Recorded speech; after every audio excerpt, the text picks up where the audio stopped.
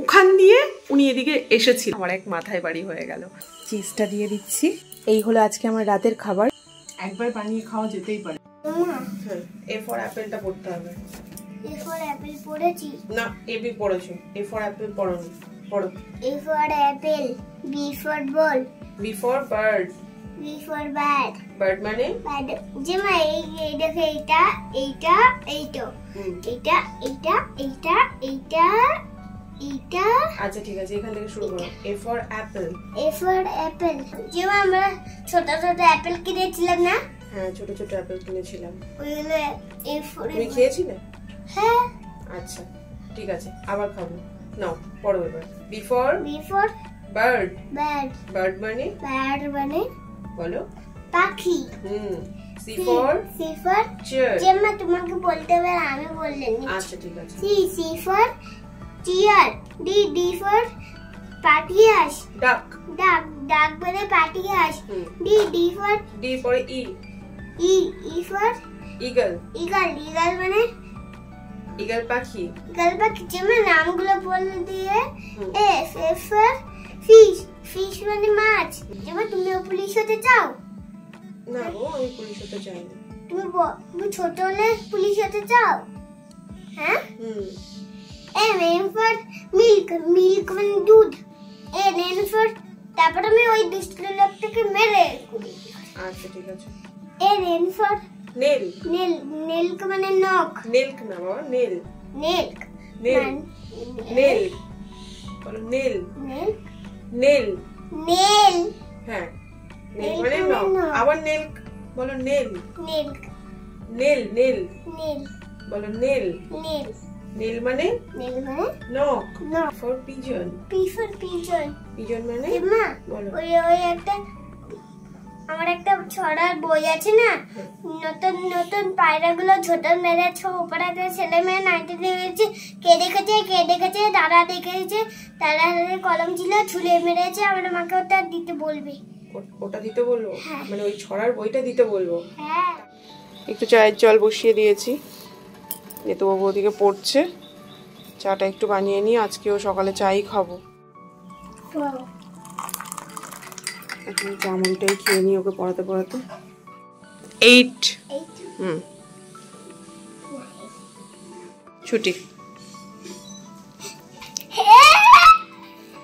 ছুটি হলে খুব আনন্দ হয় না?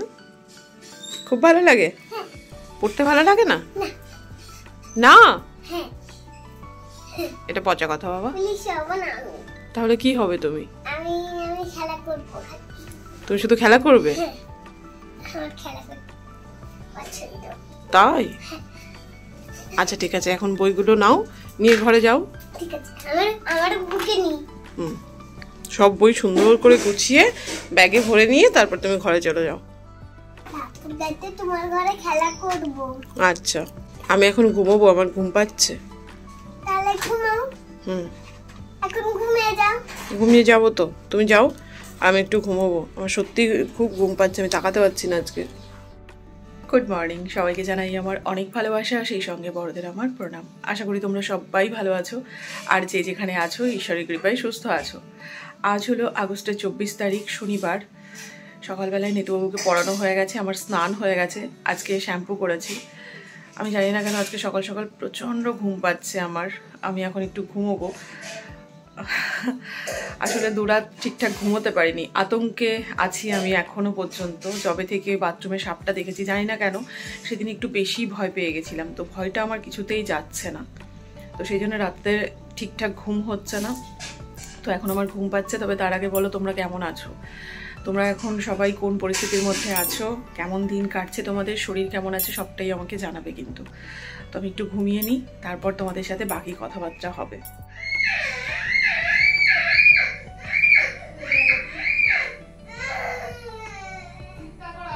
কি করে চিৎকার করছে দেখেছো?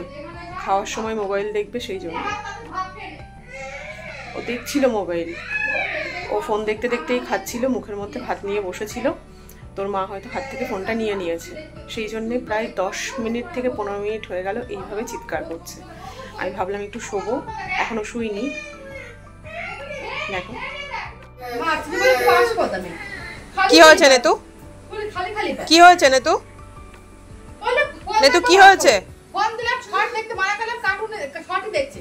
তাও আমি বলছি তাহলে ভাত খাই, এক গাল ভাত মুখানি 10:30টায় ভাত দিছি, কোন একটা ভাত খাই না বলবো।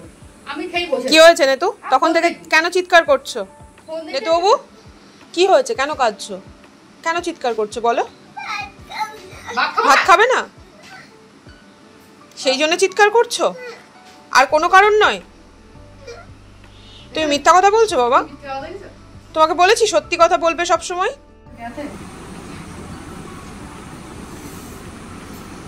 ঝটপট খাও, আমি কিন্তু বসে আছি। শেষ করো বাবা, শেষ করো, আমি বসে আছি তো, শেষ করো।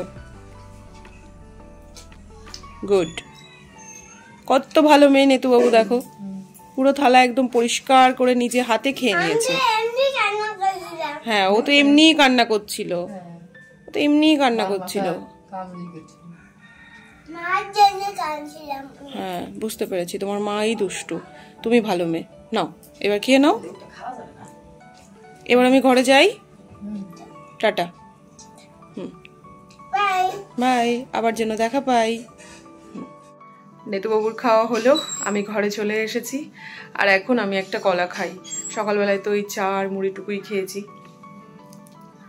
আজকে ভেবেছি দুপুরে রান্নাবান্না তেমন কিছু করব না, কালকের একটু বিরিয়ানি আছে, ওটাই খেয়ে নেবো। তো আপাতত কলাটা খাই, ঘুম তো হলো না, কি আর করবো, কলাটা খেয়ে তবু একটু শোবো। আজকে জানি না কেন খুবই খারাপ লাগছে, ভালো লাগছে না। ঘুম না হলে দেখবে সত্যিই খুব কষ্ট হয়। এমনিতেই তো রাত্রে ঘুম হয় না, তার উপরে ভয়ে ঘুম হচ্ছে না। নেতুকে আজকে খুব কষ্টে পড়িয়েছি, তবে আজকে খুব ভালো পড়েছে। ভাবলাম একটু শোবো, শোয়ার হলো না। বিরিয়ানিটা বের করে রাখি, খাওয়ার তো দরকার আছে। আমি বলি না, আমি যেটা ভাবি সবসময় তার উল্টোই হয়। আজকে সত্যি ভেবেছি আমি একটু ঘুমোবো, কখন থেকে চেষ্টা করছি, ঘুম তো হলো না। কতবার যে বৃষ্টি এলো আর গেল। একবার বৃষ্টি এলো, জামা কাপড় তুললাম, আবার বৃষ্টি গেল, জামা কাপড় মেললাম, আবার বৃষ্টি এলো, জামা কাপড় তুললাম। এই করি সারাদিন। ভেজা জামা কাপড়গুলো না দিয়েই বা কী করবো, বিরক্ত লাগছে। আর এখন আর ঘুমও আসছে না, মানে ঘুম আসছে কিন্তু ঘুমোতে আর পারছি না, কেমনই যেন লাগছে। তো যাই হোক, আজকে দুপুরে তো আর রান্নাবান্না করবো না। আপাতত একটা ডিম সিদ্ধ বসিয়ে দিই, কারণ বিরিয়ানির পরিমাণটা অল্প আছে, ওটুকুতে আমার পেট ভরবে না, আমার পেট অনেক বড়। ছোটি, বৃষ্টি চলে গেল যে, শুধু শুধু তুললাম। সকাল থেকে আমার ঘুমটা নষ্ট করেছে, আর এখন নিচে ঘুমোবে। আমিও তোমাকে আজকে ঘুমোতে দেবো না, যেমন তুমি আমাকে ঘুমোতে দাওনি। ডিমটা এবার বসিয়ে দিই সিদ্ধ।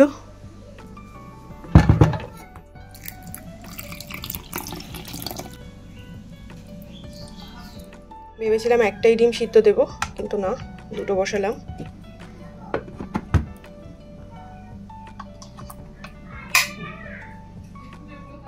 আবার 4টে জামা কাপড় বাইরে দিলাম।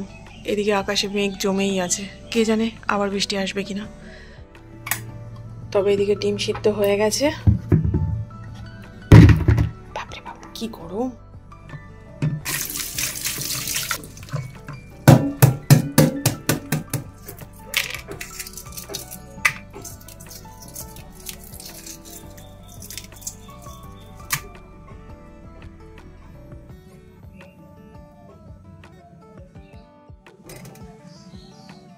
আর এবার বিরিয়ানিটা একটু গরম করতে বসিয়ে দিই।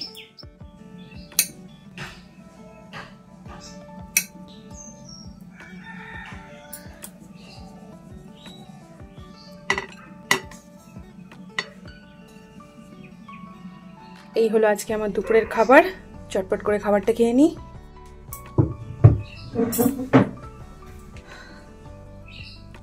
আজকে ভাতের পরিমাণটা একদম ঠিকঠাক আছে। যে পরিমাণে খাবার আমি বাড়িতে আসার পরে খাচ্ছি, হয়তো লিমিট ছাড়া খাচ্ছি, আর তার পরিণতিও আমি বুঝতে পারছি হাড়ে হাড়ে।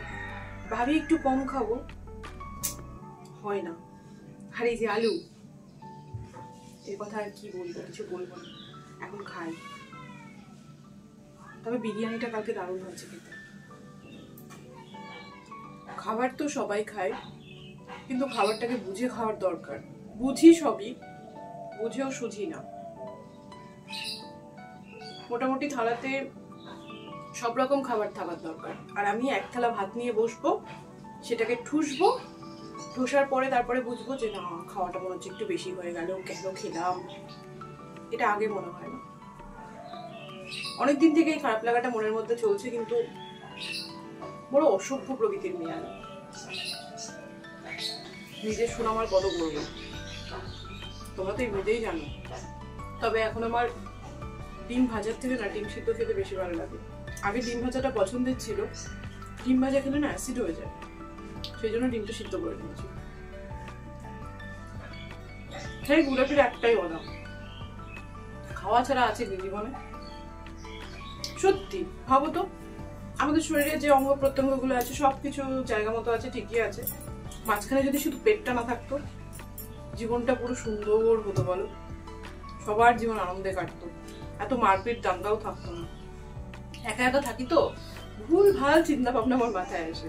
কাল থেকে আমি এই কথাটা ভাবছি, যদি পেটটা না থাকতো তাহলে কালকে ওই কষ্ট করে ওই বৃষ্টির মধ্যে বাজার করতে যেতে হতো না, কত কিছু করা লাগতো না, আমার বড় বাড়িতে থাকতো। আর বেশিরভাগ মানুষ খেয়েই মরে, না খেয়ে খুব কম মানুষ মরে। মরে না বলছি না, মরে, কিন্তু কম মানুষ মরে, সব খেয়েই মরে। ভাবলাম একটু রোদ হবে, আমার যে মশলাপাতিগুলো কেনা আছে সেগুলো একটু রোদে দেবো। অনেকগুলো স্টার কেনা আছে, স্টারগুলো খারাপ হয়ে যাবে, রোদই হচ্ছে না, রোদে আর কি দেবো। খাওয়া দাওয়া হলো, বাসন ধোয়াও হয়ে গেছে। এখন একটা বড় কাজ বাকি আছে। কালকে বাজার থেকে কার্বাইড নিয়ে এসেছি, সেই সাথে কার্বলিক অ্যাসিডও এনেছি। ছিল বাড়িতে, যতটা ছিল দেওয়া হয়েছিল সেদিন, তবে শেষ হয়ে গেছিলো তাই এনে রাখলাম। যদিও আমার মনে হয় না ওতে এমন কিছু হয়, কারণ কার্বলিক অ্যাসিডটা দেওয়ার পর আবার কিন্তু ও বেরোচ্ছিল। তো যাই হোক, হয়তো ছাদের ওপরেই আছে বা ওখান থেকে বেরিয়ে গেছে, কি করেছে আমি সত্যিই জানি না। আমার তো বাথরুমে ঢুকতে মানে কি বলবো, মানে উপায় নেই, তাই আমাকে ঢুকতে হচ্ছে। তো এই কার্বাইডটা ভাবছি ওই ছাদের উপরে দেব। তো যেহেতু ওটা পুরনো টয়লেট বাথরুম, ওটা ঠিক করার মতনও পরিস্থিতি নেই, এভাবেই আপাতত চলতে হবে, কতদিন আমি ঠিক জানি না। তবে দেখি কোনো প্রকারে দেওয়া যায় কি না। কাউকে যে বলবো সেরকমও মানুষ পাচ্ছি না, কে করে দেবে বলো তো? সেই বরের আশায় বসে থাকতে হবে। তবে দেখি যদি কোনোভাবে দিতে পারি, যদি কিছু থাকে, যদি চলে যায়। শুনেছি কার্বাইডের গন্ধেও অনেক সময় এই সমস্ত জিনিস পালিয়ে যায়। আর কার্বলিক অ্যাসিড তো ওখানে আছেই। কত কিছু যে এনে রাখি, প্রত্যেক মাসে আমার মনে হয় 2টো করে হিট লাগে আমার, শুধু চারিপাশে স্প্রে করতে। কি করা যাবে, দূর, ভাল লাগে না। আপাতত এটা দেওয়ার ব্যবস্থা করি, দেখি দিতে পারি কিনা। আরে বাপরে, খোলার সঙ্গে সঙ্গে এমন গন্ধ, এটাতে যদি জল লাগে সঙ্গে সঙ্গে বিক্রিয়া শুরু হয়ে যাবে। তো হাতে একটা প্যাকেট নিয়ে নিই, আর এবার একটা টুকরো নিয়ে নিলাম, এটা ছাদের উপরে ছুঁড়ে দিই। এটা হলো পুরনো টয়লেট বাথরুমের ছাদ। তো এই ছাদটা তো এখানে শেষ হয়ে গেছে, তবে আমরা যখন এই ছোট্ট বাথরুমটা করি তখন এই ছাদে আমি এখানে ইট দিয়ে দিতে বলেছিলাম। তো এখানে এরকম করে একটা বর্ডার করা আছে যাতে ওদিক থেকে কিছু এদিকে না আসতে পারে। তো এই দিকটাতেও একটু ঘিরে দেওয়া আছে, কিন্তু হয়তো কোনো কারণবশত ওই কোণার দিকে একটুখানি, মানে হয়তো একটা ছোট্ট ছিদ্র রয়ে গেছে। মিস্ত্রি দাদারা কাজ করার সময় হয়তো বুঝতেও পারেনি, ওখান দিয়ে উনি এদিকে এসেছিলেন। তো আমি ওখানে এক টুকরো কার্বাইড দিয়ে দিলাম, আর ওইদিকেও কিছু কার্বাইড ছুঁড়ে দিলাম। তো আশা করি কার্বাইডের গন্ধে ওনারা চলে যাবেন। পুরো বাথরুমটা কার্বাইডের গন্ধ হয়ে গেছে। তো এই হলো ব্যাপার। চলো, অনেক বড় একটা কাজ হলো। তবে মাঝে মধ্যেই দেখি তোমরা অনেকেই আমাকে বলতে, অমৃতা এটা করতে পারো, ওটা করতে পারো, গ্রামে কেন থাকছো, শহরে কেন থাকছো না।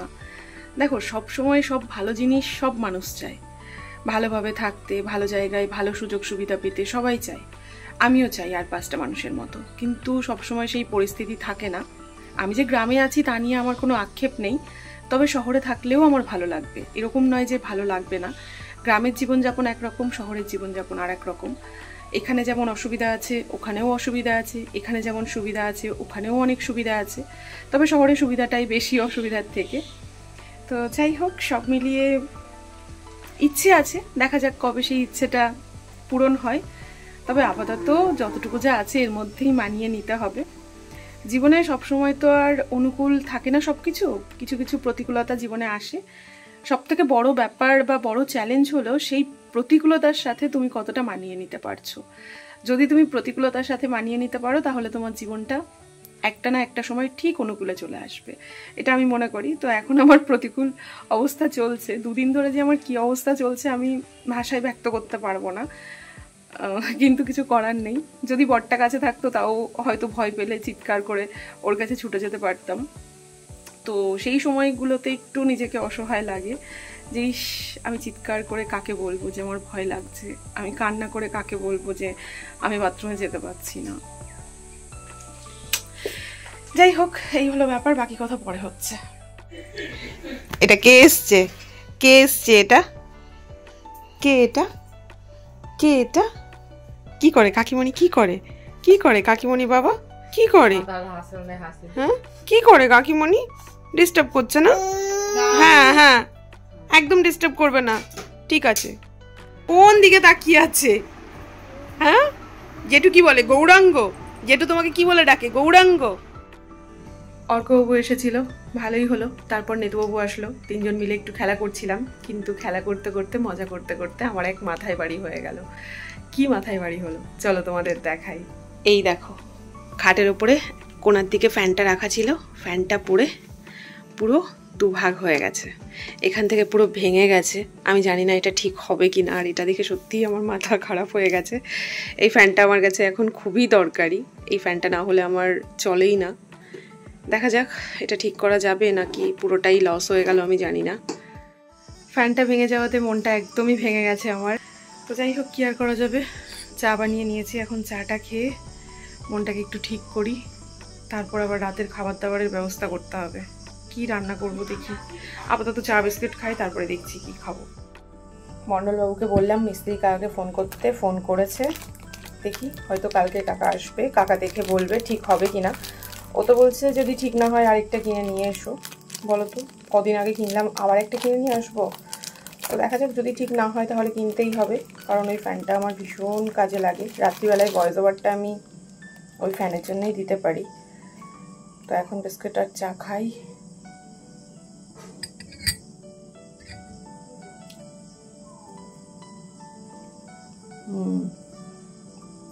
দারুণ।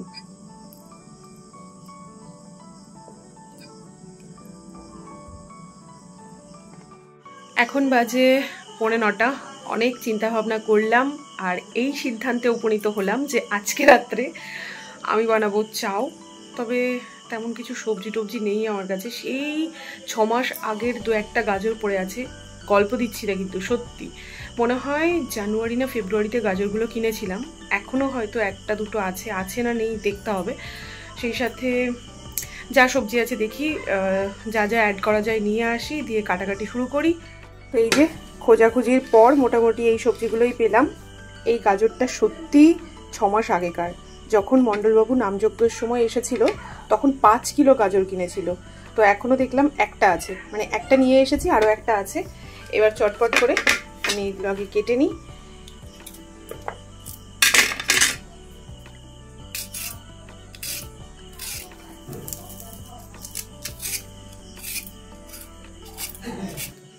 এবার এগুলো একটু ধুয়ে নিয়ে আসি, তারপর কেটে নেব।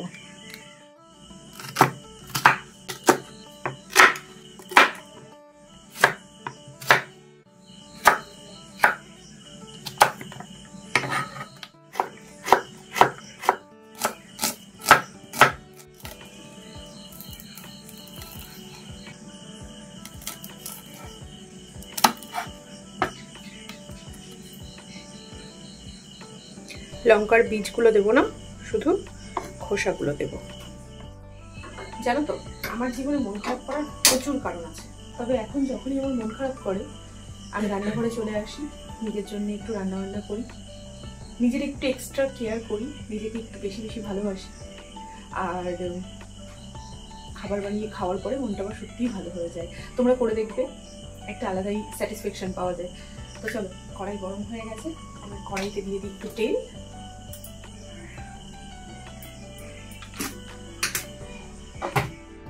এদিকে খানিকটা ঠান্ডা জল আমি বসিয়ে দিলাম, তেল গরম হয়ে গেছে। আর এবার গাজর আর বিটটা আগে দিচ্ছি, সেই সাথে বরবটিটাও দিয়ে দিলাম। এই 3টে জিনিস ভাজা হতে একটু বেশি সময় লাগবে, সেই জন্যে এই 3টে আগে দিলাম। কিছুক্ষণের জন্য একটু ঢেকে দিলাম, ওনারা একটু আস্তে আস্তে ভাজা হোক। তো যেটা বলছিলাম, দুঃখী হওয়ার জীবনে অনেক কারণ আছে, আমার কাছেও আছে, সবার কাছেই থাকে, কিন্তু জীবনে খুশি থাকার জন্য না একটা কারণ দরকার। সেই একটা কারণকে আঁকড়ে ধরেও তুমি জীবনে ভালো থাকতে পারো। তো সেই একটা কারণও আমার কাছে আছে। তো সেই জন্যে যতটুকু আছে ততটুকু নিয়ে আমি ভালো থাকতে চাই। এই যে ফ্যানটা ভেঙে গেল, সত্যিই মনটা খুব খারাপ হয়ে গেছিলো। তারপরে খানিকক্ষণ একটু মন খারাপ করে বসেও ছিলাম। তারপরে ভাবলাম মন খারাপ করে কি হবে, ফ্যান তো আর জোড়া লাগবে না, ওর থেকে মন খারাপ না করে নিজের জন্য রান্নাবান্না করে একটু খাওয়া দাওয়া করে মন ভালো করে নিই। তো যাই হোক, এদিকে বাজার থেকে যে লঙ্কাগুলো এনেছিলাম, এই হাটের নয়, সেই কবে যেন হাটে গেছিলাম সেই হাটের, তো এই লঙ্কাগুলোর এখন বোটাগুলো একটু ছাড়িয়ে রাখি, তাহলে লঙ্কাগুলো বেশ কিছুদিন ভালো থাকবে। এইরকম জিনিসপত্র এনে এনে আমি নষ্ট করি না, না লঙ্কা নষ্ট হবে না, খাওয়াই হবে। জানোই তো বর্তমানে কি পরিমাণে লঙ্কা খাই আমি।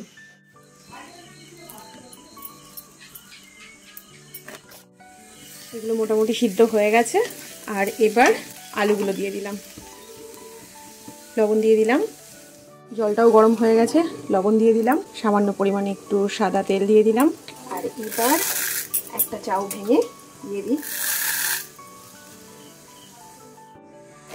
বাকি লঙ্কাগুলোর ওটা ছাড়িয়ে নিয়েছি, আর এবার এগুলোকে একটু ফ্রিজে রেখে আসি।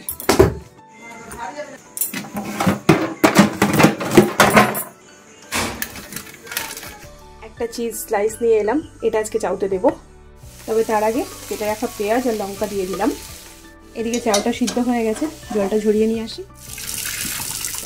সবজিগুলো এদিকে মোটামুটি ভাজা হয়ে গেছে, আর এবার আমি চাউটা দিয়ে দিলাম। এবার আমি এর মধ্যে দিয়ে দিচ্ছি একটু ম্যাগি মশলা, আজকে একটু দেবো, না দিলে ভালো লাগবে না। আর এবার চিজের স্লাইসটাকে আমি একটুখানি কেটে নেব।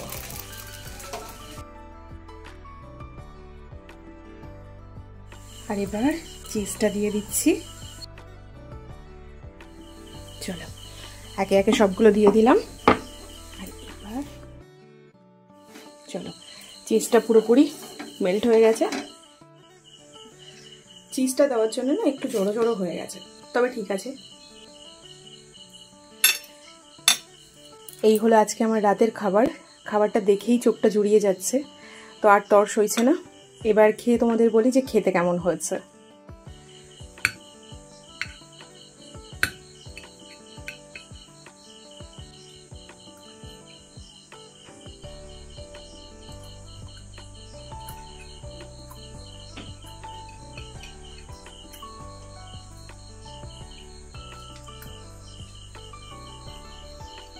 দেখছো, খেয়েই যাচ্ছি, তোমাদের বলতেই ভুলে গেছি যে কেমন হয়েছে খেতে। একবার বানিয়ে খাওয়া যেতেই পারে, একবার খেলে দ্বিতীয়বার খেতে ইচ্ছে করবে। সত্যি মন ভালো করার মতন খাবার।